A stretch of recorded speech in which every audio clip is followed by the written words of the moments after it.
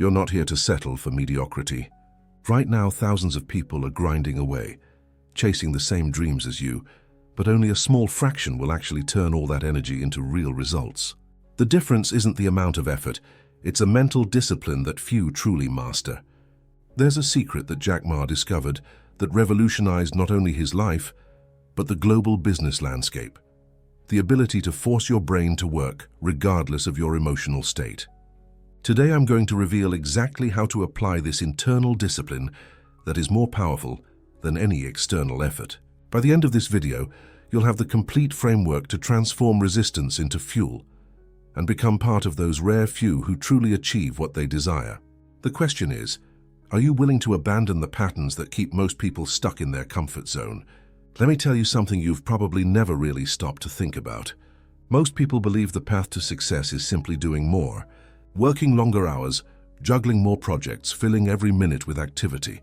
But this mindset is creating a generation of burned-out people who can't figure out why. Despite all their hustle, they're still stuck in the same place. I used to be that person. I thought if I just put in more hours, results would magically follow. It was like running on a treadmill, sweating, grinding, but getting nowhere. So here's the real question. Will you keep spinning your wheels, or will you finally learn to move in the right direction? That's when I started studying people who actually achieved extraordinary transformations. Edison, the Wright brothers, Ford, they all hit wall after wall but kept going. What struck me wasn't just their persistence. It was something deeper. They got the fundamental difference between being busy and making real progress. Edison failed over 10,000 times before inventing the light bulb. The secret? He wasn't just running more experiments. With each failure, he was deliberately rewiring how he thought about the problem. This was mental discipline winning over brute force effort. The difference between greatness and mediocrity. Simple, doing what others won't. Here's what most people miss. This isn't some innate talent you're born with. It's a skill you build. Jack Ma nailed this. His whole philosophy was about forcing your mind to work, not just your body. The gap between people who crush it and people who coast isn't talent. It's willingness to do what others avoid. Think of the universe as a mirror. It reflects back exactly what you put out. Every thought, every belief, every bit of energy you throw out there comes right back.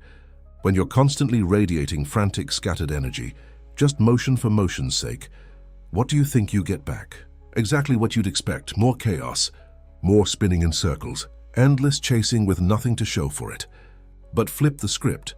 Start projecting discipline, clarity, intentional action, and watch everything change. That's where real transformation happens. So ask yourself, what energy are you putting out right now? Now let's get practical. Here's what mental discipline actually means. Mental discipline is about controlling your impulses before you act. Like a blacksmith hammering steel, you've got to go through the fire to come out stronger.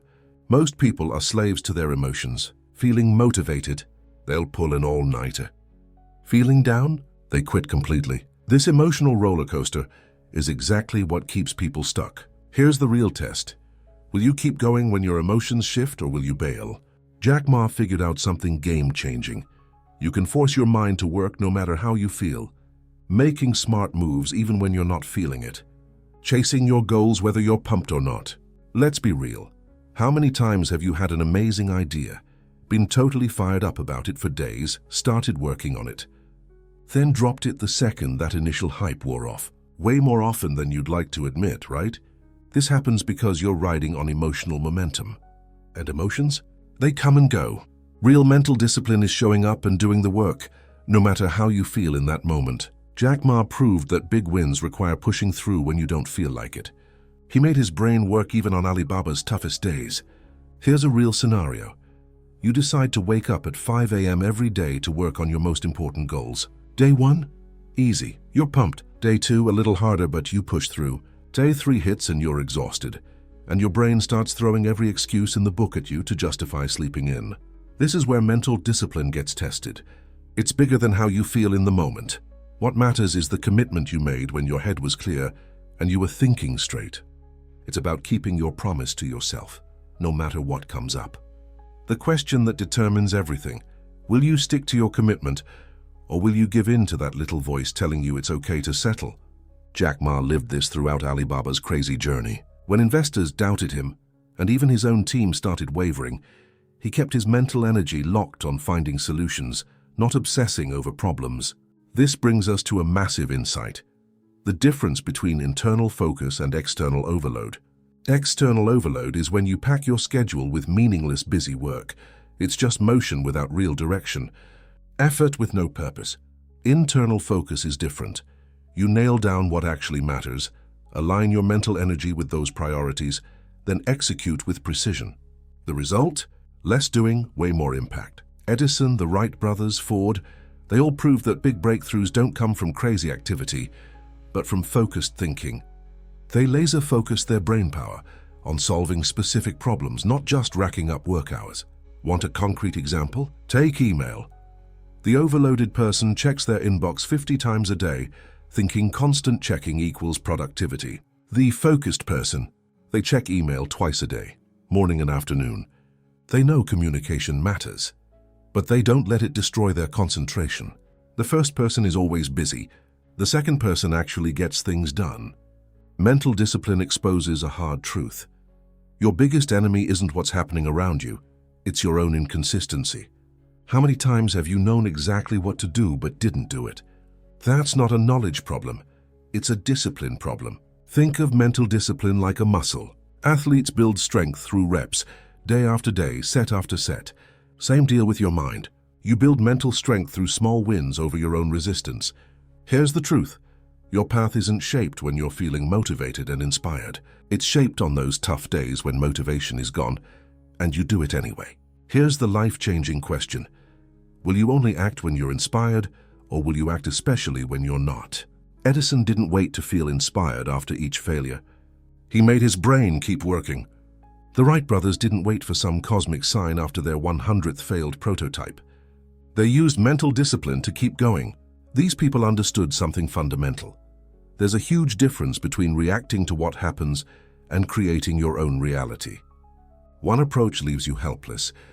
The other puts you in the driver's seat. The gap between achievers and quitters, simple. The ability to take action even when nothing's going your way. Now there's something deeper most people miss. There's a huge difference between discipline as punishment and discipline as mastery. Too many people think discipline means punishing yourself, denying yourself fun, living some rigid, boring life. Real mental discipline is the exact opposite. It's freedom from your impulses. It's choosing how you respond to situations instead of just reacting on autopilot. It's like having an internal GPS that keeps you on track even when everything around you changes.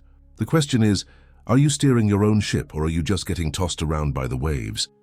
When you build this discipline, something cool happens. You suddenly have way more energy because you're not burning it on endless back and forth with yourself.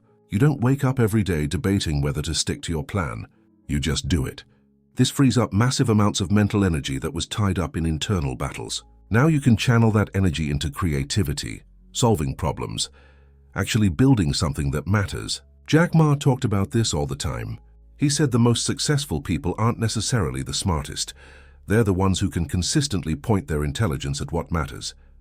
Critical question: where are you bleeding mental energy? On indecision and internal drama, or on building something amazing? But here's something crucial. Mental discipline doesn't mean being rigid. It means being flexible with intention. Think of a tree. The one that breaks is too stiff. The one that survives bends but doesn't snap. When you have real mental discipline, you can adapt your game plan without losing your principles. You can shift tactics without losing sight of the goal. Churchill showed this during World War II. He kept adjusting his strategies while never wavering on the core mission, defending freedom.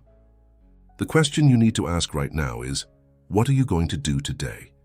Because the difference between people who transform their lives and people who just keep dreaming is one simple decision. Stop waiting for the perfect moment and start building mental discipline right now. But there's something even deeper going on here that most people never realize about internal discipline. There's a hidden pattern that even disciplined people miss, and this pattern is what separates people who achieve lasting change from those who make progress, then slide right back. And that's exactly what we're diving into now.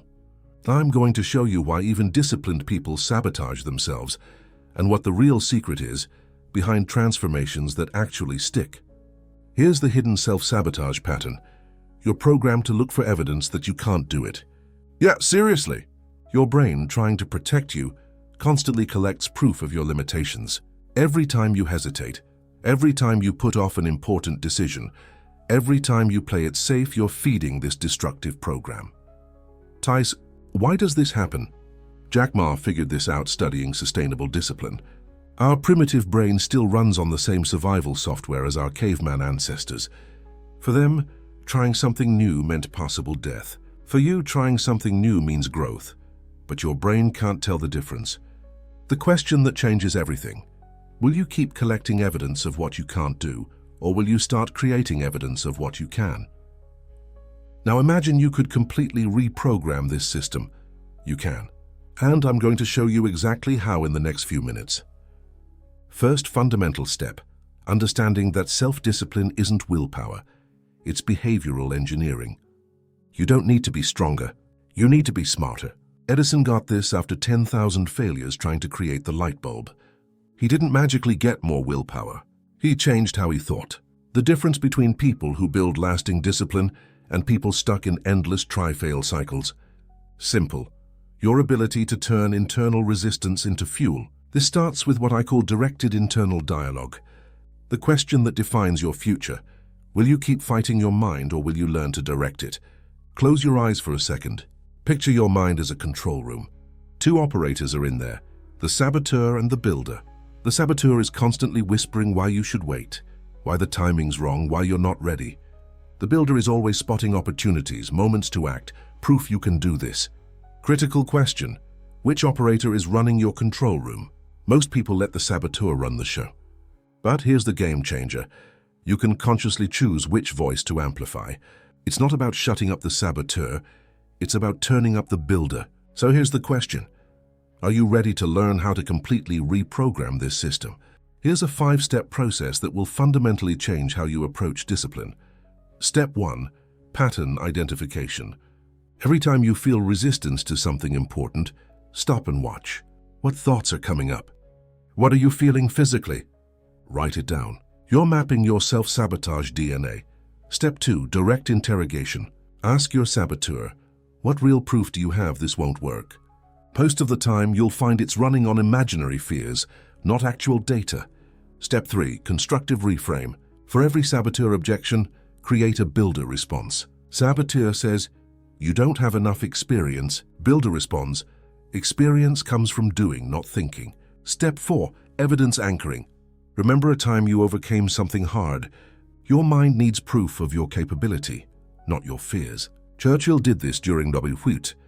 He stayed focused on historical evidence that England had survived crises before. Step 5: micro-action. Don't try to change everything. Find the smallest possible action that moves you forward, and do it immediately. This micro-action proves to your brain you can act despite resistance. Now I'm going to teach you a visualization routine that supercharges this whole process. It's based on what Olympic athletes use to program their brains for success. Every morning, spend 5 minutes on this. Visualize yourself perfectly executing something you've been putting off. See yourself pushing through resistance, staying focused, finishing. Feel that satisfaction of completion. Your brain can't tell the difference between real experience and vivid imagination. You're literally training your neural pathways for success. But here's what most people miss: the capacity affirmation. After visualization, say out loud, I have the capacity to turn resistance into action. I choose to act despite fear. Speaking it out loud has neurological power that thinking it doesn't. The question that defines your transformation: will you invest these 5 minutes daily or keep your mind on autopilot? Ford proved that great innovators need systems to beat resistance. He revolutionized cars not because he didn't feel fear or resistance, he felt it all, but because he built a system to act anyway. He created a framework where action was inevitable, not optional. And now we hit the point where theory becomes real transformation.